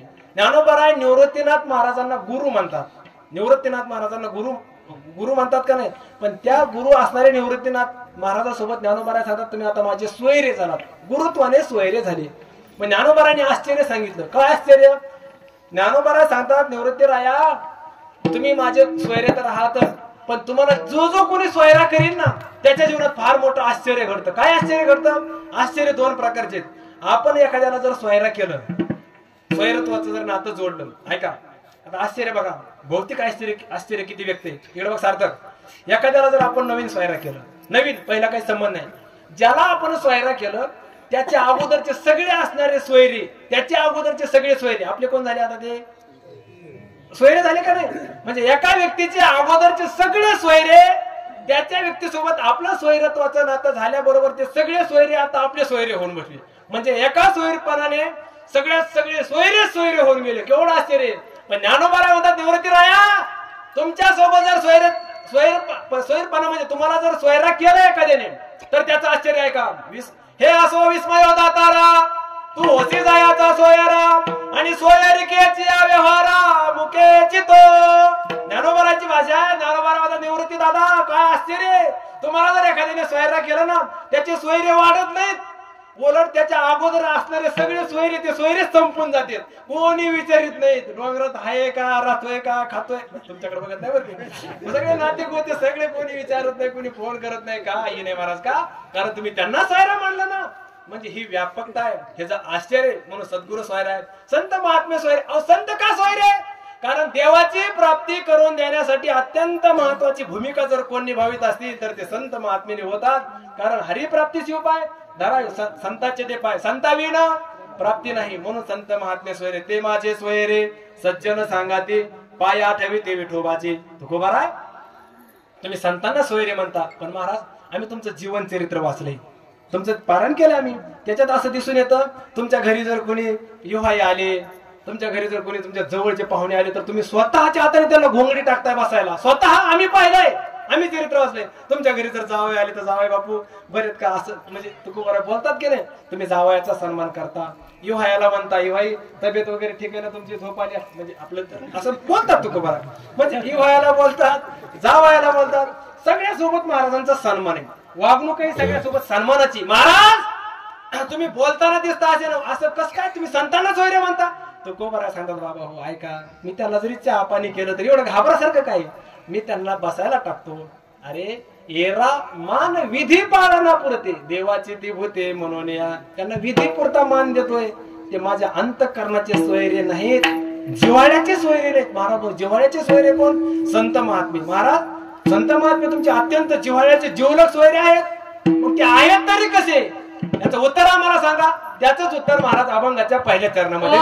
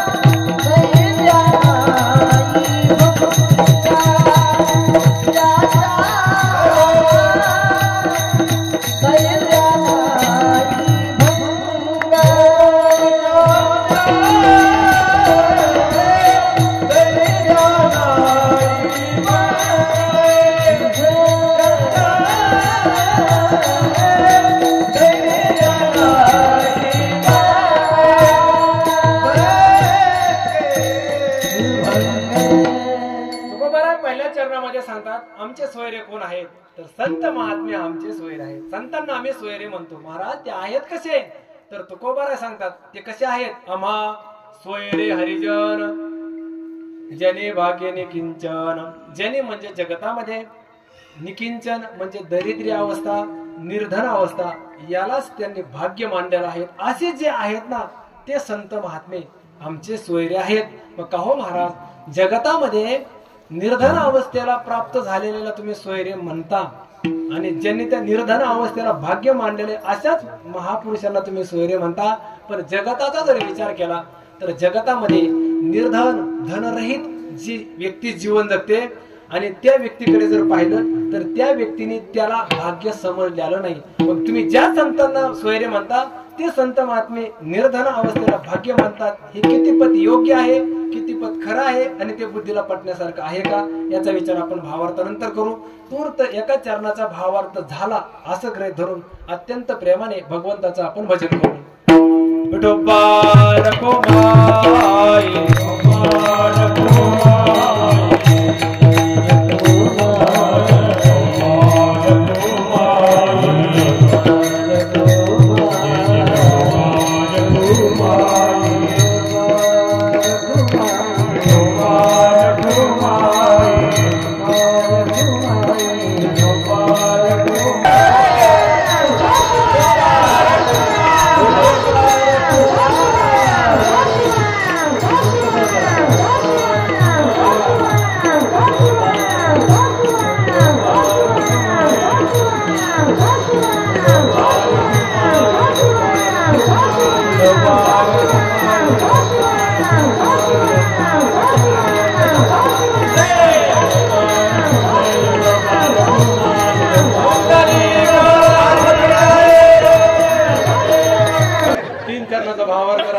घाबरलो होतो पण ते सांगितलं नाभी नाभी म्हणे त्वरी गरुड येतो पडतकारी नाभी म्हणजे घाबरू नको पण सांगितलं. असा गरुड पक्षी जर तुम्ही दरवर्षी आणत असले तर काही अडचण नाही, फक्त घेऊन नाही गेला पाहिजे. आनंद आहे, उत्साह असतो, प्रेम असते, अपूर्वता राहते, त्याला म्हणायचं उत्सवाचा आनंद घेणे. आनंद एकदम चांगलं आहे. काय तुमचं वर्णन करावं ह्या शंभराजी प्रतिष्ठानच्या तरुण मुलाचं जेवढं वर्णन करावं ना तेवढं थोडंच आहे बघा. किती वर्णन करणार आपण. संप्रदायावरही प्रेम आहे, सगळे एकजुटीने हा सप्ताह करतात, सगळ्या महाराज लोकांविषयी आदर आहे. आणि रामेश्वर महाराजांचं ह्यांचं इतकं प्रेमाचं नातं होऊन गेलं आम्हाला नेमकं कळणार तुमचं चाललंय का. रामेश्वर महाराज सांगळेवाडीचं सप्ताह किती महाराज त्यांना ते भागवत का त्याच्यावर टाळतात. ती त्यांना ते लोक म्हणतात म्हणजे सांगळेवाडीला जायचं ते ऐकणारच नाहीत म्हणे. जावंच लागते, आदल्या दिवशीच जावं लागते. कार्यक्रमाला दूरचे घेत नाहीत. असंच प्रेमाचं नातं असलं पाहिजे. आणि आता आमचे जगताप महाराज तर आपल्या घरचेच आहेत सगळे, म्हणजे हा उत्सवच घरचा आहे आपला.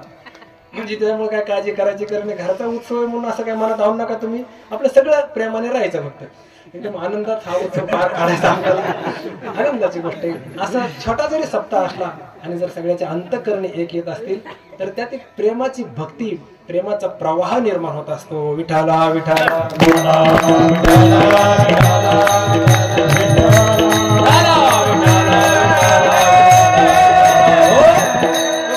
सांगितलं महाराज. आम्ही ज्यांना सोयरे म्हणतो त्यांचं जीवनात त्यांच्याकडे जर पाहिलं तर त्यांनी भाग्य मानलेले निर्धन अवस्थेला. आणि आपण जर भौतिक गोष्टीचा जर विचार केला तर या जगतामध्ये ज्याला निर्धन अवस्था प्राप्त झाली ना त्याचं जीवन अत्यंत निंदनीय जीवन असतं. ज्याला निर्धन अवस्था म्हणजे दरिद्री अवस्था प्राप्त झालेली अशा व्यक्तीकडे जर पाहिलं ना त्यालाच त्याचं जीवन नकोसं वाटतं. अशी परिस्थिती असते. ज्याच्यावर दरिद्रीपणा आलेला आहे, ज्याच्यावर कर्ज झालेलं आहे, अशा व्यक्तीचं जर जीवन पाहिलं तर त्याच्या अंतःकरणातील संपूर्ण धैर्य हे संपून गेलेलं असतं. धैर्य मावळलेलं असतं, त्याची धीर वृत्ती टिकत नाही. आणि अशा वेळेला निर्धन असणारी व्यक्ती आत्महत्या करण्यासाठी प्रवृत्त होतो. एखादा शेतकरी जर कर्जबाजारी झाला, भरपूर लोकांचं देणं आहे, बँकेचंही कर्ज आहे आणि पीक पाणी तर काही येत नाही, अशा वेळेला तो शेतकरी काय करतो, त्याच्या जीवनामध्ये तो आत्महत्येचा निर्णय घेतो. आत्महत्या तोच मनुष्य करत असतो ज्याच्या अंतःकरणातील धैर्य वृत्ती मावळलेली, संपून गेलेली, आता धैर्य राहिलं नाही. मग अशा वेळेला त्याच्या डोळ्यापुढे फक्त एकच पर्याय दिसतो, तो म्हणजे आत्महत्या. मग ऐकून ठेवा, आत्महत्या जीवनामध्ये कधी करायची नसती. कारण आत्महत्या करणाऱ्याला संत महात्म्याने कधीच किंमत दिली नाही. तो कोणाला सांगतात, तुम्ही जर मरणाची इच्छा करत असाल तर मरण मागे तो गाढवाचा बाळ. तो कोणाला सांगतात, ते गाढवाचे चिरंजीव आहेत, सुपुत्र आहेत, जे मरण मागतात ते मूर्ख लोक आहेत. कारण तुका म्हणे आत्महत्या रे घातकी आणि थोर होते चुके नारायणी. आत्महत्याचा कधी विचार करू नये महाराज. आत्महत्या इतकं वाईट पाप जगात दुसरं नाही. काही करा, सगळं सोडून द्या, कुठेतरी एखाद्या जंगलामध्ये जाऊन राहा, नर्मदा मैयाच्या किनाऱ्यावर जाऊन राहा, हिमालयामध्ये एखाद्या साधूच्या आश्रमाची सेवा करा, पण आत्महत्या करण्याचा कधी विचार मनामध्ये आणू नका. आत्महत्या करणे फार भयान दोष आणि आत्महत्येसारखं पातक नाही जगतामध्ये. म्हणून आत्महत्यापासून माणसाने दूर राहिलं पाहिजे. काय आत्महत्या इतकं वाईट जगात काही सांगितलेलं नाही शास्त्रकारांनी. मग आत्महत्या मनुष्य काय करतो, ज्याचं धैर्य संपलंय तो करतो. धैर्य खचून गेलेले माणसं आत्महत्या करण्यासाठी प्रवृत्त होतात. तो कोबर आहे ज्याच्या जीवनामध्ये धैर्य वृत्ती म्हणजे निर्धन अवस्था प्राप्त झाली, असा व्यक्ती त्याच्या अंतःकरणात धैर्य संपल्यामुळे तो जीवन संपवतो. आणि तुम्ही ज्या संत महात्म्याला सांगता की जे आमचे सोयरे आहेत कसे आहेत, तर जनी भाग्याने किंचन निर्धन अवस्थेला प्राप्त आहेत, त्याला त्यांनी भाग्य समजलेलं आहे, अशांना जर तुम्ही सोयरे म्हणता महाराज, आमचा प्रश्न आहे महाराज, जर त्या संत महात्म्याला निर्धन अवस्था असताना त्यांच्या निर्धन अवस्थेमध्ये त्यांच्या अंतःकरणाच्या वृत्तीतलं धैर्य भंगत नाही का, तर तुकोबारा सांगतात भंगत नाही. का भंगत नाही महाराज? अभंगाच्या दुसऱ्या चरणात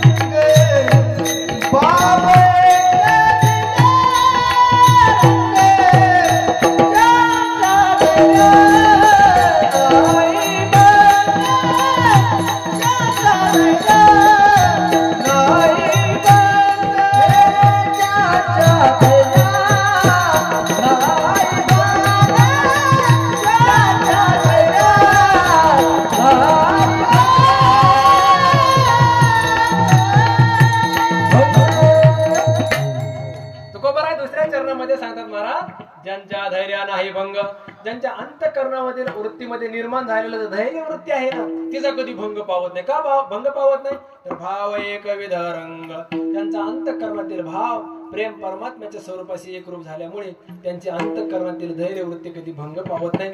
2 चरणाचा भावार्थ संपला. आपली नियोजित वेळ ही संपून गेली.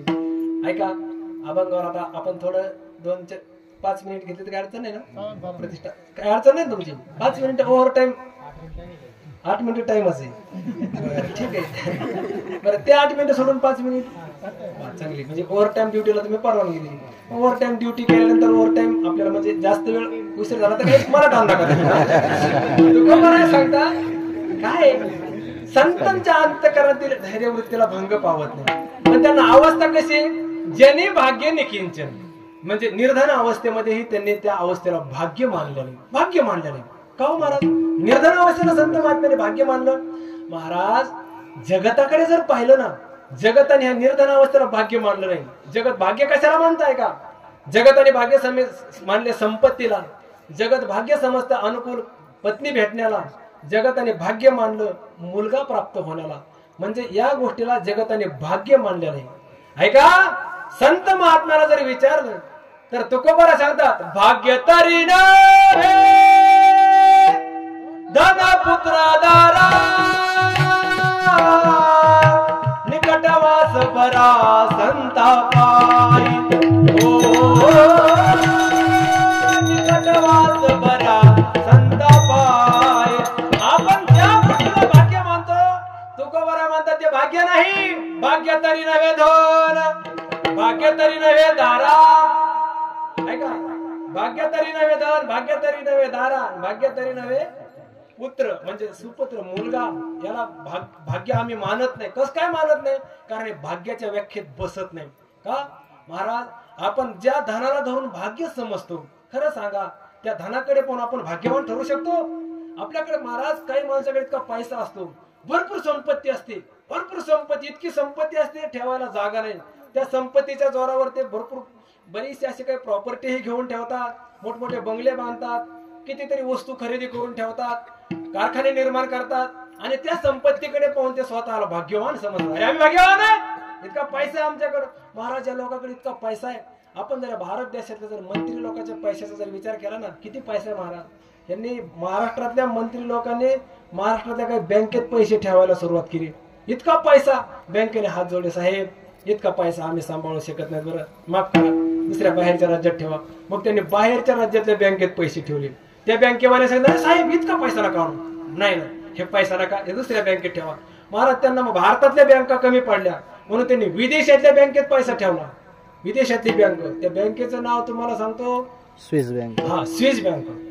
स्विस बँकेमध्ये त्यांनी पैसा ठेवला. इतका पैसा, अवैध संपत्ती म्हणतात त्याला. आणि त्या पैशालाही नाव दिले आता परत, काय काळा पैसा, ब्लॅक मनी. काळा पैसा. मला किती पैसा, किती पैसा झाला महाराज. पैसा ठेवायला जागा नाही, इतका पैसा झाला. आणि त्या पैसा, आता खरं सांगा, हे सार्थक खरं सांग, या मंत्र्यांनी जे विदेशातल्या बँकेत पैसा नेऊन ठेवला, त्यांनी काय लोकांचे ऊस तोडून पैसा कमवलेला का? नाही वा, ऊस तोडून पैसा कमवलेला. दुसऱ्या रोजाने काम केलं त्यांनी, सालाने काम केलं का? त्यांचा घामाचा पैसा आहे का? नाही महाराज. तो पैसा कुठाला आला? तो आपला पैसा आहे, शेतकऱ्याचा पैसा आहे, आपला गरिबांचा पैसा आहे महाराज. तो आपल्याला प्रत्येक शेतकऱ्याला प्रशासनाने एक विहीर दिली असते, मग त्या विहिरीचं महाराज ते वरची वरच विहिरी गरज करतात. शेतकऱ्यासाठी शेततळ्याचे कपडे आलेले असतात, कापड. प्रत्येक शेततळ्याची योजना शेतकऱ्यासाठी ती वरची वरच शेततळ्याचं कापड खाऊन घेतलं महाराज. पुढे वरची वर आपल्यापर्यंत कापड आलं नाही. शेतकऱ्यासाठी ठिबक सिंचनचे पैप असतात महाराज, यांनी ठिबक सिंचनचे पैप खाल्ली. किती सिंचन म्हणजे किती महाराज. इतकं भ्रष्टाचारातला पैसा. जर अकाळ पडला, दुष्काळ पडला तर शेतकऱ्यांच्या जनावरांसाठी चारा येतो महाराज. त्यांनी जनावरांचा चाराही ठिकाणी तिकडे या सगळ्या योजना महाराज. प्रत्येक खेड्यावर आणि प्रत्येक वस्तीवर ग्राम सडक योजना असतील, त्या ग्राम सडक योजनेचा त्यांनी खाल्ल्या महाराज. पैसे महाराज, ते संडासचे पैसे असं म्हणायचं तुम्हाला, त्यांना ते बी नाही. त्या संडास योजनेचे पैसे त्यांनी खाल्ले. किती पैसा खाल्लो, सगळा अवैध संपत्ती झाली ना. आपल्या गोरगरिबाचा पैसा खाऊन ते गडगंज झाले आणि त्या पैशाकडे आम्ही भाग्यवान आहोत. महाराज इतकं पैशावर भाग्यवान भाग्यवान म्हणत राहिले का? अरे संपत्तीमुळे आम्ही भाग्यवान आहेत असे लोक म्हणणारे असतात ना. महाराजांची संपत्ती लय दिवस राहत नाही. इतकी अवास्तव संपत्ती जर दिसली, अवैध संपत्ती जर दिसली ना, प्रॉपर्टी, महाराज प्रशासनाची सरकारची एक चौकशी, सरकारने ही चौकशी त्यांच्या मागे सोडलेली. त्या चौकशीचं काय नाव आहे? ईडीची चौकशी. महाराज ईडी अशी जादू आहे. ईडी जर मागे सोडली ना, चांगले चांगले पुढारी पक्ष सोडते. ईडी ती ताकदच तशी. महाराज त्या पोढऱ्याला म्हणा, आता शिक तुमच्या पाठीमागे ईडी सोडली, शहाणी सोडली तर तुम्हाला पदालाच जागा राहणार. काय महाराज त्या ईडी मुळे. पण ईडी मध्ये काही सापडले महाराज, काही लोक सापडली, ईडीच्या चौकशीत सापडली. संपत्ती सांगा कुठली पैसा आहे, इतकी प्रॉपर्टी कुठून आली महाराज, त्यात सापडली. ईडी मध्ये सापडली. मग महाराज त्या चौकशीमध्ये त्यांची संपत्ती जप्त झाली. त्यांना जेलमध्ये सजा भोगावी लागली, जेलमध्ये जाऊन पडली. म्हणजे आता काय नाव सांगायची गरज नाही, काहीच तुम्हाला सगळं माहिती. जेलमध्ये पडली. जेल कुठे? ज्या जेलमध्ये गेले ते राहिले जेलमध्ये. संपत्ती कुठं राहिली? बाहेर. हे कुठं राहिले? जेलमध्ये. आणि मग तिथं बसल्या बसल्या विचार करते, बापरे, अरे ज्या संपत्तीमुळे मी भाग्यवान समजत होतो ती संपत्ती बाहेर राहिली ना. आणि आज जर समाजामध्ये पाहिलं तर सोशल मीडियावर माझेच फोटो चाललेत, टीव्ही मध्ये माझ्याच बातम्या आहेत, पेपरला माझेच फोटो आहेत. का? अवैध संपत्ती ईडी मध्ये सापडले. अवैध संपत्ती संपत्ती संपत्ती. अरे संपत्ती तर बाहेर राहिली. ज्या संपत्तीमुळे मी भाग्यवान समजत होतो ती संपत्ती बाहेर आहे. मी जेलमध्ये. जेलमध्ये जीवन कसं असतं? जेलमध्ये काय खायला मिळतं? पिठलं भाकरच ना, दुसरं काही नसतं. जेलमध्ये पिठलं भाकरच असते महाराज. जर एखादा भाग्यवान असेल तर त्याला तिथं कांदा भेटतो. म्हणजे भाग्यवान असेल तर कांदा पिंदा फोडून फोडून, मग तिथं ते पुण्यवान असेल तर त्यातलं ते पुण्य समजायचं आपण, थोडंफार पुढचं पुण्य. म्हणजे काय? तिथं जेलची सजा आहे. तिथं त्याचं जीवन असं जगावं लागतं. संपत्ती राहिली बाहेर. आता त्या वेळेला तो विचार करतो, बापरे, मी घोटाळे, इतका भ्रष्ट पैसा जमा केला, संपत्ती बाहेर राहिली. सुंदर चिंतन आहे महाराज. संतांच्या शब्दाचा कधी आपल्या अनुभवाशी विचार केला पाहिजे. ज्या ते तुकोबाराय सांगतात ह्या गोष्टी भाग्याच्या ठरू शकत नाहीत, त्या आपण त्या तुकोबारायसारख्या संत महापुरुषांच्या शब्दाचा विचार केला पाहिजे ना. किती गोड शब्द आहे. धन भाग्य ठरू शकत नाही. का? आतापर्यंत लोकांचे अनुभव आहेत आणि संपत्तीवर त्यांनी भाग्य समजलं, पण तेच म्हणू लागले, बापरे बाप, आमच्या जीवनामध्ये ही संपत्ती कमवायची, आम्हाला जी दुर्बुद्धी निर्माण झाली ही भाग्याची ठरू शकली नाही, दुर्दैवाची ठरू शकली. म्हणजे धन हे भाग्याचं असू शकत नाही. संतांचे शब्द आहेत. भाग्य तरी नव्हे धन, भाग्य तरी नव्हे पुत्र, भाग्य तरी नव्हे दारा. म्हणजे मुलगा भाग्याचं ठरू शकत नाही. का? तर आपण ज्या मुलाला मुलगा झाल्याबरोबर आपण भाग्यवान समजलं, अख्ख्या गावाला पेढे वाटतो. महाराज मुलगा होत नाही, मुलगा होत नाही, लोक 9 सहसा अनेक प्रयास करत राहतात आणि मुलगा झाला की इतका आनंद होतो, सगळ्या गावाला पेढे वाटतात. अख्ख्या गावाला 4 गावाला लोक पेढे वाटतात. पण महाराज खरं सांगू का, वैकुंठवासी प्रातस्मरणी बंकट स्वामी महाराज सांगायचे, एखादा पेढे वाटायला लागा, बंकट स्वामी महाराज थांब थांब, स्वामी महाराज म्हणायचे थांब, पेढे वाटू नको. ते म्हणायचं का? बंकट स्वामी महाराज म्हणायचे आता पेढे वाटायचे घायच करू नको. ते मला मुलगा झाला ना, स्वामी महाराज म्हणायचे आता पेढे वाटू नको. ते म्हणलं कधी वाटायचे? बंकट स्वामी महाराज म्हणायचे आता नाही, तू म्हातारा झाला का मग पेढे वाटायचे. ते म्हणलं म्हातारा पेढे वाटून उपयोग काय? बंकट स्वामी महाराज म्हणायचे तू आता मुलासाठी पेढे वाटे, आता पेढे वाटायचं अवलंबून ठेवायचं नाही, तू म्हातारा झाल्यानंतर पोरग तुला कसं सांभाळतंय त्याच्यावर पेढे वाटायचं अवलंबून ठेवायचं. नाहीतर म्हाताऱ्या माणसाचं इतकं भयान प्रसंग आहे, पोरगा झाला की तुम्ही वाटायचे पेढे आणि तुम्ही म्हातारे झाले की पोराने काढायचे. मी म्हणत नाही म्हणजे असा प्रसंग. मग त्याला काय, कितीतरी म्हातारे जीवन असं जगतात, गोठ्यावर रानात राहतात महाराज, पोरगा पाहत नाही, एक बोलता एक पोरगा आहे. त्या म्हाताऱ्याला जाऊन तर बाबा तब्येत कशी? आहो तब्येत चांगली.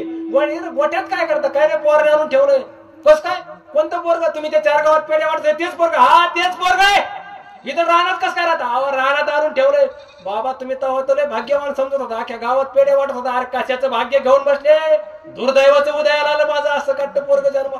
म्हातारा सांगतो कुठे म्हातारपणा? अरे ज्या पोरग जन्माला आलं तेव्हा तुम्ही भाग्य समजलं, पेढे वाटले. आता तेच म्हातारपणी म्हणतो माझं दुर्दैव आहे, अशा पोराला मी जन्म दिला. म्हणजे पोरग दुर्दैवाचं ठरू शकतं का नाही? साधू संतांचे शब्द कधी खोटे ठरत नाहीत. भाग्य तरी नव्हे धन पुत्र दारा, दारा म्हणजे पत्नी, पत्नी भाग्याची ठरू शकत नाही. आता त्या म्हणजे भाग्याचे वेगळे प्रकार आहेत बरं. काय काही शास्त्रकाराचं असं म्हणणं आहे की पत्नी भेटणं हे पण भाग्याचं लक्षण आहे. काही काव्य ग्रंथकाराचे श्लोक आहेत, ते तुकोबाराचे प्रमाण आहे, त्यांचं असं म्हणणं आहे पत्नी भेटणं कोणाला? यांना म्हणजे ज्याला पत्नी भेटली ते भाग्याचं लक्षण. कोणती पत्नी? त्यांनी 5 लकाराची सांगितली. पंचलकारात्मका मार्या. ते म्हणते ते महाराज कोणत्या कोणत्या शास्त्रातले श्लोक सांगते, सांगते तरी काय नेमकं. आपण बी पेढे वाटले नव्हते काय?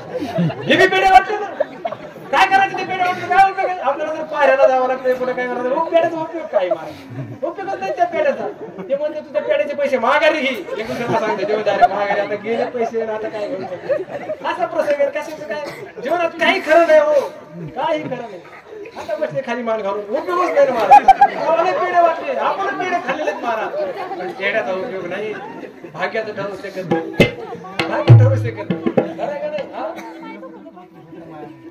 वा गोड प्रमाण सांगितलं पण भाग्याचा काय विषय पेढे वाटले का नाही तुम्ही आता कसे शांत पडले तुम्ही पेढे वाटताना तर दोन्ही हाताने पेढे वाटले महाराज हे शांतांचे शब्द आहेत आता पण थोडस वेगळं शास्त्र सांगतो काव्य शास्त्रकाराचं असं म्हणणं आहे बरं का महाराज त्यांचं म्हणणं आहे की जर एखाद्याला पंचलकारात्मकम भार्याम भाग्योदयेन लभ्यते भाग्याचा उदय झाला कोणाचा समजायचा 5 लाखारावाली पत्नी भेटली पाहिजे 5 लाखार कोणते 5 लाखार अनुकूलाम विमलांगीम कुलजाम कुशलाम सुशील संपन्नाम म्हणजे पंचलकारात्मक म्हणजे प्रत्येकामध्ये ल आहे ना अनुकूलाम विमलांगीम कुलजाम कुशलाम प्रत्येकामध्ये ल येते ना असे ल असणारी 5 लाखारावाली जर भेटली एखाद्याला कन्या पत्नी रूपाने जर प्राप्त झाली तर भाग्योदयेन लभ्यते त्याच्या भाग्याचा उदय झाला असं समजायचं पण किती लाखार असली पाहिजे सार्थ 5 पण आता काय सांगावं सध्याच्या काळात 5 लाखार फार दूर मिळेल 5 नसले तरी तर किती असावेत 4 तरी लाखार असावेत त्या 4चा विषय सोडून द्या किती 3 सोडून द्या किती 2 सोडून द्या किती 1 सोडून द्या जमल का महाराज काय काय माणसं म्हणतात महाराज तुम्ही नकार काय घेऊन बसले आमच्या पोराला कसली बी चालते म्हणजे फक्त बायको बघा म्हणजे का अहो म्हणजे 35 वर्षाचं टोनग तसंच बिगर लागण्याची 35 वर्षाची काही नाही महाराज काहीच नाही मग म्हणलं अहो पण लकारावाली अहो ते म्हणले महाराज लकार कशाला घेता लकार नसला तरी मग पण लकार नसला दुसरं ते म्हणजे गकार असला तरी चालतो म्हणलं गकार ते म्हणजे पार ठकार असला तरी चालतो पण बायको पाहिजे पोराला कसली अहो कसली असू द्या बांडी भुरकी ढवळी खोडी काळी बेंद्री कशी असू द्या पण आमच्या पोराला बायको आणावं म्हणून सार्थक तुला सांगून ठेवतो कारण सध्याच्या काळात बायका मिळणं फार कठीण झाले पहिल्यांदा जशी येईल का तशी करायची विचारच करायचा अनुकूला मिळाला तसला काही विचार बघायचं नाही हे सगळं सोडून द्या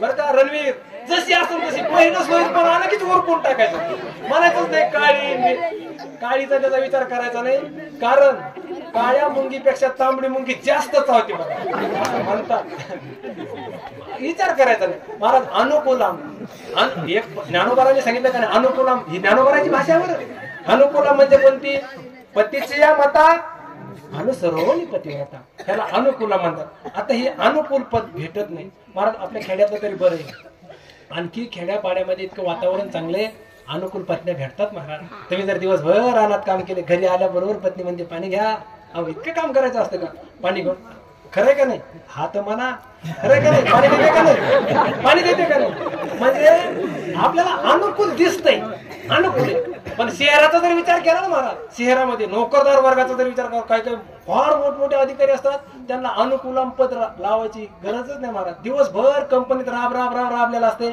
थकून आले असते संध्याकाळी घरातून दरवाजातून आत आल्याबरोबर त्या बायकोला सांगते अगं मी आलोय ना ती म्हणते आला तर मग काय करायचं आता माझ्याकडे तुला काय ती म्हणते तुझ्याकडे बघायचं काय बघायसारखं हाईच काय म्हणते तुझ्या ते म्हणते अगं मी थकून आलोय मला तांबर पाणी तरी प्यायला दे ती म्हणते तुझ्या हाता काय चुलीत आपले हे बायको असं वातावरण राहिलं नाही भाषाच बदलून गेली अनुकूलम पद राहिलं नाही मला ते दिवसभर थकलेलं असते ते म्हणते अगं तू करते तरी काय दिवसभर ती म्हणते दिसत नाही का मी काय करते तर महाराज शहरातल्या बाया दिवसभर टीव्ही पुढच्या उठतच नाही ते सांगते दिसत नाही का मी सिरियल पाहते सिरियल आणि सिरियल पाहणारी बाई आणि पाण्यात बसलेली म्हैस केव्हा उठून म्हणून त्यांचा भरोसा नाही सांगते बसून राहिली बसली त्या मुलीवर असते महाराज ते रात्री त्याला झोपतो सकाळी कंपनीवाल्या सांगितलं असं साहेब लवकर कामावर या सकाळी लवकर उठते अगं उठ ना मला पाणी करून ते म्हणते कसं करता येत नाही का आईने शिकवलं नाही का असे जरा मोठे झाले का मला ते ऐकण्यापेक्षा ते म्हणते आपलं आपण पाणी गरम करून स्नान करावं ते स्नान करतं परत विचार करतं अरे आपल्याला स्वयंपाक लागेल उठ ना का ते म्हणते करा ना हाताने इतकं लवकर जायचं तुमचं तुम्ही करा महाराज ते मग स्वयंपाक करायचा विचार करतं आपल्याला 4 पोळ्या लागतील सकाळी 2 दुपारी 2 किती 4 ते विचार करतं 4 पोळ्याचं ते पीठ घेऊन कणिक बनवतं बनवता विचार करतं अरे मला बी 4च लागते आणि तिला विचारायला लागते. मग जाऊ दे, करून करायचे तर 4 काय आपल्या 8 करायचे स्वतः. म्हणजे ती विचार करतानाच करतो, माझ्यासाठी 4, माझ्या बायकोसाठी 4, माझ्या म्हणजे त्याच्या त्याचे विचार मनात. म्हणजे आता ते 4 पोळ्या करतो महाराज, परत 4 पोळ्या करतं, पाहतं बाईसाहेब बेडरूमवर तशाच बेडवर पाडलेल्या असतात महाराज. परत भाजी बनवतो, भाजी डब्यामध्ये भरतं, एका बाजूला करून ठेवतं. परत पाहतं त्या रूम मध्ये जाऊन तर जनावर तसंच आपली कसं झोपलेलं, काही घेणं देणं नाही, काही नाही महाराज. मग ते विचार करतात आता एक चहा पिऊन जाऊ, मस्त चहा पिण्याचा विचार करतं. मग 2 कप चहा करतं, एक स्वतः पितं आणि एक ट्रे मध्ये चहा घेऊन जातं. आता नामदास महाराज पंढरपूरकडे सांगत असतात, मस्त ते ट्रे मध्ये चहा ठेवतं, केविल आणि अंतःकरण करून जिथं बाईसाहेब झोपलेल्या ना तिथं जाऊन असं ती ट्रे खाली ठेवतं आणि हात जोडून प्रार्थना करतं, राहे रखुमाबाई तुम्हा येऊ द्या दया, हलवणे जागे अशी दैन. म्हणजे ह्याला अनुकूलम सुद्धा पद नाही महाराज, हे अनुकूलम सुद्धा पद त्याच्या जीवनामध्ये नाही. पण त्याला आपण भाग्य म्हणू शकतो का? त्याला हे भाग्य मानता येत नाही, धन भाग्य ठरू शकत नाही महाराज. जी पत्नी जिच्यासाठी आपण जीवन जगतो ती जर कधी यदा कदाचित अशी उलटून माघारी बोलली तर त्याच वेळेला मनुष्य कपाळाला हात लावतो, अरे काय दुर्दैव, याच्यासोबत मला लग्न करण्याची बुद्धी निर्माण झाली. म्हणजे जिथं भाग्य म्हणतात तिथं दुर्दैवाचे शब्द निघतात. मग हे भाग्याचे ठरू शकत नाही. भाग्य नव्हे धन दारा पुत्र, ह्याला तुकोबारा म्हणतात, हे भाग्य नाही. मग भाग्य काय? तर निकटवास वरा संतापाई. कोणत्या संतापाई? तर ज्यांनी ह्या लौकिक भाग्याला आपण ज्याला भाग्य दुर्दैव म्हणतो त्याला त्यांनी भाग्य समजलं. कशाला? जनी भाग्य निकिंचन, अशी असणाऱ्या अवस्थेला आमच्या संत महात्म्याने भाग्य समजलं. आणि अशा असणारे संत महात्मे आमचे सोयरे आहेत. म्हणून आम्हा सोयरे हरिजन जनी भाग्य निकिंचन, ज्ञानेश्वर माऊली. वेळेमध्ये आपण या अभंगावर चिंतन करण्याचा प्रयत्न केला. तुकोबाऱ्यासारख्या संत महापुरुषांचे शब्द आहेत. आपण कितीही तरी वेग घेतला, कितीही जरी शास्त्राच्या घिरट्या घेतल्या तरी तुकोबाऱ्यासारख्या एका दिव्य महापुरुषांच्या अनुभवाच्या शब्दाच्या भोवती किती जरी घिरट्या मारल्या शास्त्राचे ग्रंथ घेऊन तरी त्या शब्दाची खोली कळणार नाही. 4 चरणाचा अभंग घेतला आणि त्या अभंगावरचे आपण किती चरण सांगितले? आता 2च चरण सांगितले. 4 मधून 2 गेले, खाली किती राहिले रे सार्थक? 4 मधून 2 गेले, खाली किती राहिले? 2. बरोबर का? 2 काही राहिले. मग आता त्या 2 चरणाचा अर्थ आता सांगायचा का पुढच्या वर्षी? मला सांगा तसं काही नाही. आता कीर्तन झाल्यानंतर तुम्ही सगळे निघून जा. सार्थक, रणवीर, आमचे कोणते छत्रपती असतील सगळ्याला मी नंतर अर्थ सांगतो. त्यांचा विचार आहे आता या वर्षी आलं बाजार एक आपलं हळूहळू कधीच चालायचं आहे का? खूप तुकोबाराचा गोडा अभंग आहे. आपण नियोजित वेळेमध्ये अभंगाचा भावार्थ पाहण्याचा प्रयत्न केला. आपला परमार्थ चांगला आहे. ज्ञानेश्वरीच्या पारायणासाठी आपण जेवढे बहुसंख्येने बसत आहात तेवढे धन्यवाद आहेच. पण तरी पण आणखी नाही गोड असं ज्ञानेश्वरीचं पारायण आहे. कारण गीतेसहित ज्ञानेश्वरीचं पारायण करणारे पुरुष भेटणं हे दुर्मिळ आहे. आपल्या परमभाग्याने बऱ्याच दिवसापासून गोपाळ शास्त्री महाराजांनी ते पारायण चालवलं आणि आपल्या गावाच्या परम पुण्याने आपल्याला श्री हरिभक्ती पारायण आमचे परमार्थ परमस्नेही असणारे हृदयाभिन्न रामेश्वर महाराज आणि आपले जगताप महाराज हे 2 जण या पारायणामध्ये उपस्थित आहेत. आपण सर्वांनी अत्यंत प्रेमाने हे पारायण हा सोहळा आपण सुरू ठेवावा आणि हे ठेवणं हे अत्यंत गरजेचं आहे. सर्वांनी बहुसंख्येने ज्याला वाचता येत नाही ते जरी ज्ञानेश्वरी पारायणावर आलं तरी चांगलंच आहे.